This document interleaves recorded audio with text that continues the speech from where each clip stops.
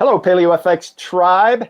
Happy Monday evening. I have a very hmm special guest today and a subject we have never covered here before, and a subject that I know absolutely zero about, not at all. Know nothing about it. I shouldn't say that. I know a little bit about it on the fringes. hmm I happen to have some very good friends in Austin, and hmm we know that Austin likes to dabble in all things that might be considered woo. And so this is one of those things, but I don't know anything about it personally. And if you're curious, what is this thing that he's talking about? We're talking about feng shui.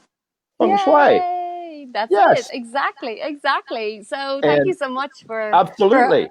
for like saying it really well Did I say it and right? being I so thought that's the honest. first thing I'm going to do is say it wrong. People But are really nervous about pronouncing it wrong, and I'm like, it doesn't matter how you say it because it's just the power is in the implementation, actually. excellent. Well, this is Patricia Lohan. I met hmm Patricia at a, where did we meet? It was Unfair Advantage. Chris, Yes, Unfair yes, Advantage yes. Live. hmm Chris Winfield, Jen Gottlieb, and hmm crew, who will be, by Yes. the way, wow, who will be at Paleo FX. So this is Cool. very cool.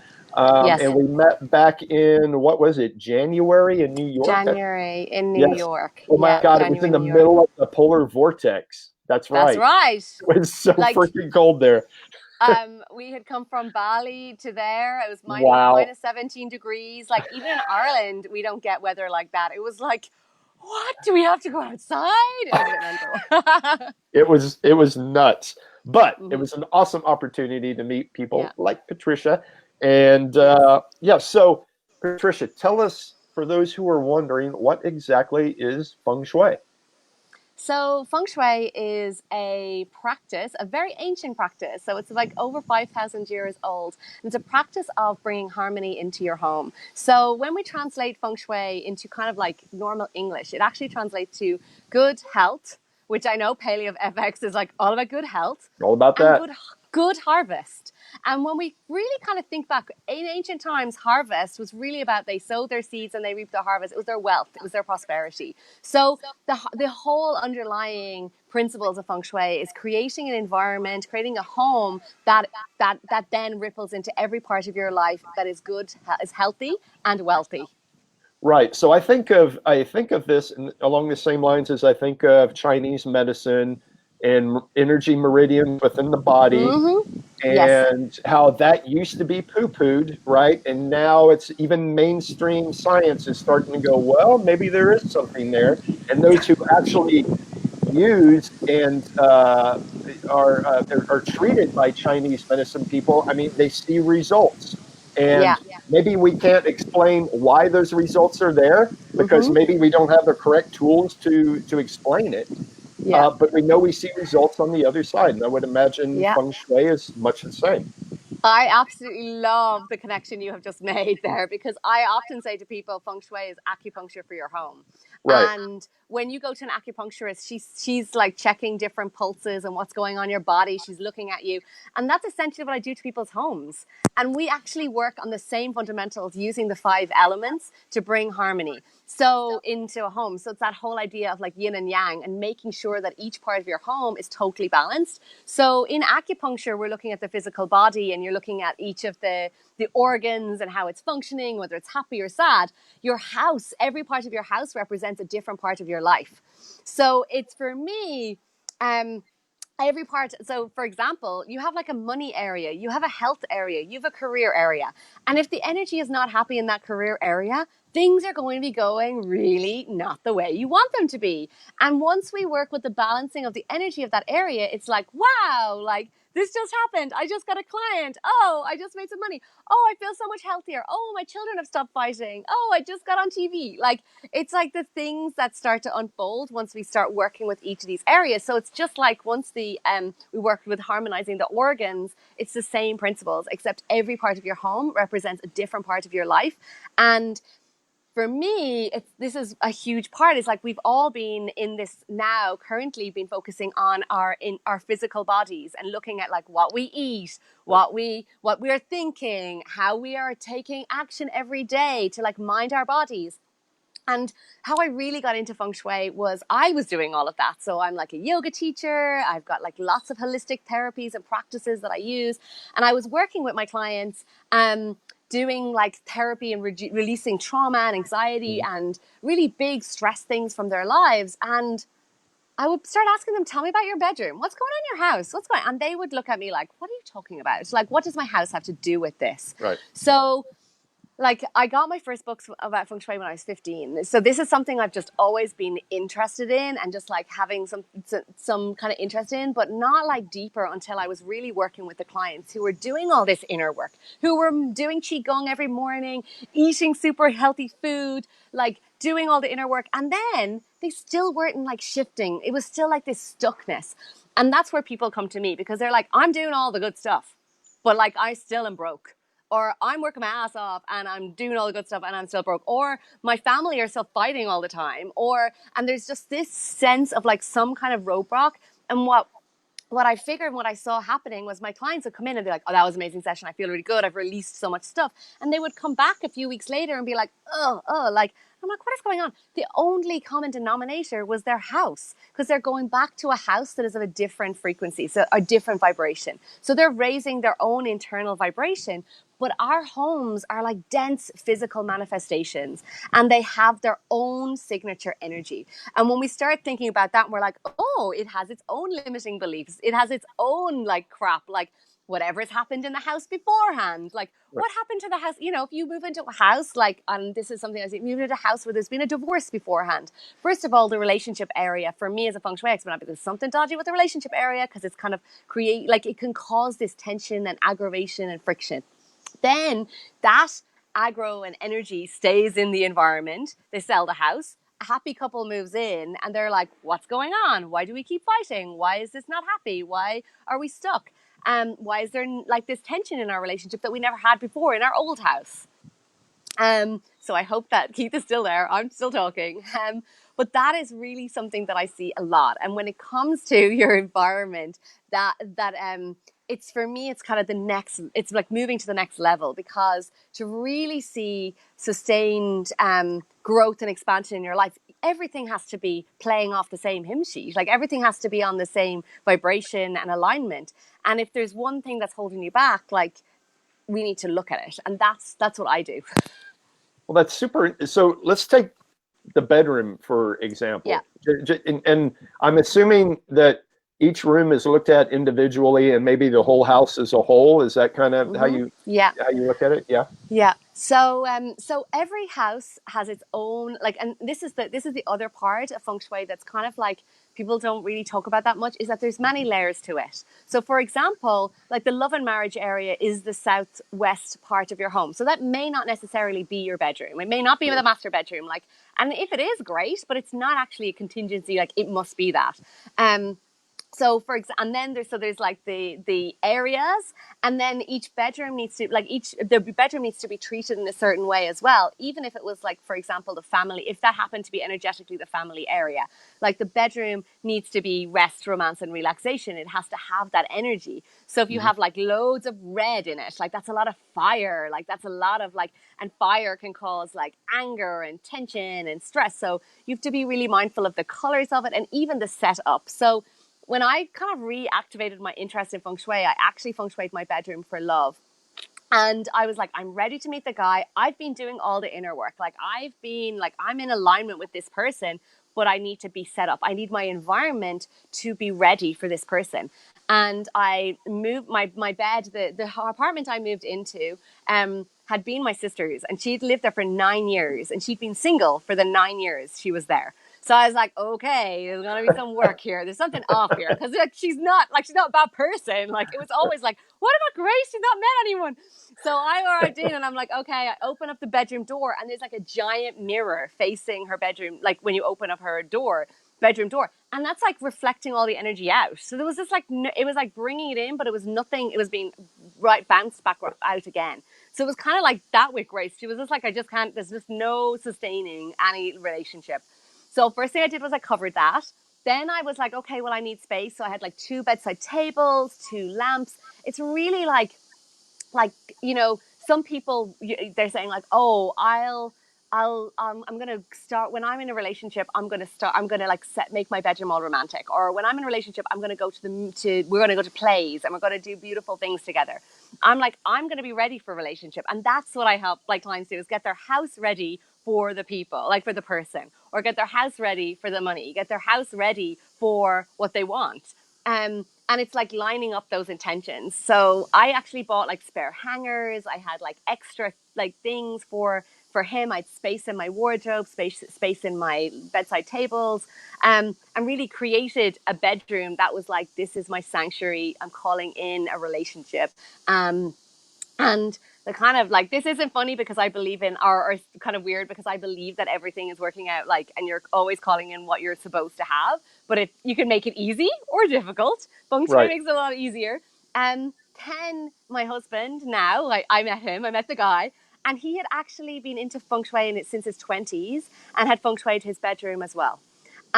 And I was like, I went to his house one day and I was like, he has feng shuied this. And like at that stage, we kind of weren't, we didn't really know each other that well. I was like, he's definitely feng shuied this. And he wouldn't admit it. And then after a while in our relationship, one day he comes in with a bathrobe to me and he has one on. And I'm like, you have a spare bathrobe. He's like, well, you know, the other one is in the laundry. I'm like, no, no, no, no, no. This is definitely a feng shui thing. So it's like, the thing is, it's that preparation of the space. And the scary thing about feng shui, and I'm not trying to scare people, is that like if things are not going your way and you're kind of looking around your current life and what you're doing, feng shui is the invisible energy. So it's like that whole magnets thing. It's like, oh, like you see magnets and they're repelling and you see them and they're attracting. You're like, it doesn't really make sense. You can't like physically, but the manifestation of it in your life is what Right. is what it's flowing out with. And that's where for me it's like the best fun, because it's like, oh, well, the reason this is happening is because of this, and this is how you fix it. Is the first step like decluttering? It seems like that would Um, be, I mean, just ooh, general This decluttering is a stuff. yeah, this is a great this I love this question because decluttering is a really important. Um but sometimes people are like, "Oh, do I need to declutter before I feng shui?" And I have found more successful clients who have actually, they start decluttering and they can do a bit, but when they put the remedies in, like the elements, so it's just like literally feng shui is like putting metal or fire, like literally red or earth or, you know, one of the elements into the space that's specific for it. When they put that in, the vibration changes, so it's easier to declutter. It's easier to let go Mm, because clutter is like low vibrational. It's heavy energy. It's a sense of stuckness. Now, if you do go and do a big blitz of your house, oh my God, you will feel like the weight has lifted off your shoulders. But I found that even in our house when it's feng shuied, where clutter, things gather, I'm like, what's going on in this part of our life? So if something happens to me or something's going on, I'm like, I will look straight around and see, oh, look at this. This is our spirituality area, or, you know, our personal development area. Oh, we haven't been meditating for a while. You know, it's like the right. house will start to like talk back to you in like the craziest sense of the word. Is what does it say that the southwest corner of our house is the garage? Whatever you Oh yeah. said, So whatever it's you said that, I was like, okay. that's the garage, actually, huh? So that's okay. Like the thing is, you know, and if it was the prosperity area, you Right, know, right, it can be. It's actually more about if the energies are happy or sad, and if they are right, happy, great, and if they're not, like we can fix them. But it's more about like it's more about the awareness. Then is like clutter. So we'll be like, yeah, right. definitely organize that area. For example, you discover like the wealth area is the southeast area, and in the southeast area, like if there's all broken things and stuff that you don't like, and you know, artwork that like you know, I've had like a one woman, we were looking at her office one day, and I was said to her, tell me about a piece of art, and she's like, oh, it's a winter scene, and I'm like, winter in your office? Oh, like winter snow, it's like hibernation, it's like Right, there's no right, growth, there's expansion. It's like, it's not a really great scene, like it's kind of like more death really. You want like flourishing, like you want summer, you know, like everything is right. harvest, you know. And she's like, yeah, yeah, yeah. And she's like, it was my ex-husband's. And I was like, oh my God, get out, get it out. Like this is in her office. Like she's repeatedly looking at this picture in her office of like, first of all, a kind of a death, and then something that didn't work out, you know? Right, right. So like, it's like, that's not going to help you like psychologically and even just energetically. So for me, as there's like many layers of feng shui. They've got this overarching personality that a house can be one of two. It can be good for money or bad for money. And then it can be either, it can be very supportive for people or not so supportive. So you might know those people who like life just like goes really well and easily for them. And if I'm driving up to their driveway when I do in person, now I work with people online all the time, all over the world. But when I be driving in a driveway, I'd be like, I'm getting indications already. Like on the phone, I can hear like, their mood. And I'm like, okay, this person is just wanting to like move to the next level in their lives, or this person is like really struggling. And the nice part is it doesn't matter where you're at because you'll always get an improvement when we work with it. So it's like that overarching energy, and then you've the different layers of every area. Then you've decluttering. Then you've the stuff that's happened the past. So, and then you have the setup, like the bedroom setup and that. So for me, sometimes people are like, oh, like my front door is red. And I'm like, oh, great. That could be really bad or really good. Like, Right. I need to know about your house. They're like, is that good? And I'm like, I don't know enough. So there is a kind of thing with feng shui that people are a bit scared of it because they think I'm going to tell them to knock walls. And Right. you're like, my love and marriage area is in my garage. Like, do I have to move out? And I'm like, no. Like, is our relationship doomed? Right. No. Like, we can always make it better. Like, we can always pimp it up a bit and do something good Right. with it. But it's less about it being a scary thing. It's more about like, how can I make it like my life better? And that's what it's all about. So I don't know if there's a client confidentiality clause with you, but a mutual friend of ours, and I don't think he'll care that I bring this up. Nick Woolney had Yeah. mentioned that he had kitchen knives sitting on his counter, I believe it Yeah. was, and you were like, "Oh no, that's an absolute no." Can you discuss a little bit Yeah. about kitchen knives? So, like, it's really like looking at things and be like, what are they? So, for example, like the knives, and I have actually a client who had this, like several clients who've moved their knives, but when they put your knives on display, like knives are weapons, like they're dangerous. And even if they're a knife block, they still are dangerous. And you don't want anything on display that's kind of dangerous or scary. Like, so that can kind of, when it's in a certain part of your home, like for example, this one couple, oh my God, it was her love and marriage area where the knives were. And she said she put them away and she felt like totally so much more relaxed with her husband. She's like, it's just, they just had this like tension and she was like, it just relaxed. So it's like subtle things that you can, that are in the different areas that can be impacting it. So you don't want anything that's like a weapon or dangerous. And I have I remember a really good story that a teacher of mine told about a guy when you walked into his house, he had like all these swords on the front door, like on the side, like basically you walked in and you just saw all these swords on display. And this is, I mean, some people might like love their swords, like honestly, and I'm very much about it when people do have a house, like, if you love it, like, you don't have to get rid of it. But this guy had like a lot of issues in his, with relationships and good things happening in his life. And it was like really, really tricky. And she was like, this is not a good thing to have. Like, this isn't a good thing to have. And he went, okay. And he got the swords and threw them out. And he hadn't spoken to like his grandchildren in he hadn't seen his grandchildren. He hadn't talked to his children in years. Like, it was all this like real family aggro. And he just threw the knives out in the street. It was like, what? And then like a few months later got back and was like, oh my God, like my children are back in touch with me. I get to spend time with my grandchildren. Like, that wasn't the only thing that he did, but like there's all different things like and layers as you move around a house that we just Right. take for granted. And I think this is one of the things. We just come into our house, that's fine, take it for granted, we don't see it, but it's affecting us. And it like, so there's the physical things and then there's the invisible energy, and yeah, it's actually impacting us. Monica Hershaft. Hi, Monica. Hi, She Monica. says she says hello and she loves you, or she loves us both. We love you too, Oh, Monica. hi, Thanks for Monica. chiming in. Um, yeah, so our kitchen is in the southeast portion of our house, and Michelle is a chef, and there are knives everywhere. Okay.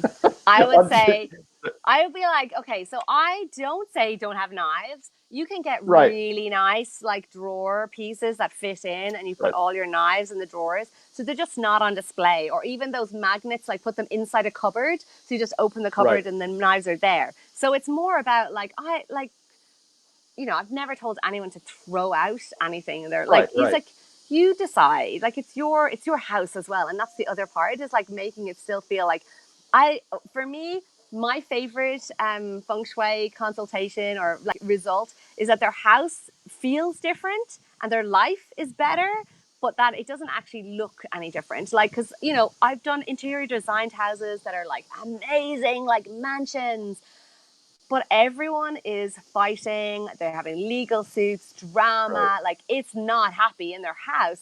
Like, it doesn't matter how aesthetically beautiful a house is. Like, to me, I'm like less about, I'm like, as long as it's beautiful to you and you love it, I'm happy. And then get the rest, then we balance everything else. So it's like you come in and people don't even know, but they're like, I slept so soundly. Oh, we're getting on so well. Oh, we just got loads of new clients. Like, that's the good stuff for me. Right. Right. Um, so just a real quick change of Yeah. direction. How do you live in Bali? Is that, or are you just Um, vacationing there? So I've lived here for nearly 3 years, and we are actually going to be um, kind of like having an alternative base in the States. So Right. we're going Right. to be on the east coast of the States going forward, but then having a base here in Bali. So split our time between Europe, Bali, and the US. Because I keep being on a plane going to the US all the time, and I'm like, it's exhausting.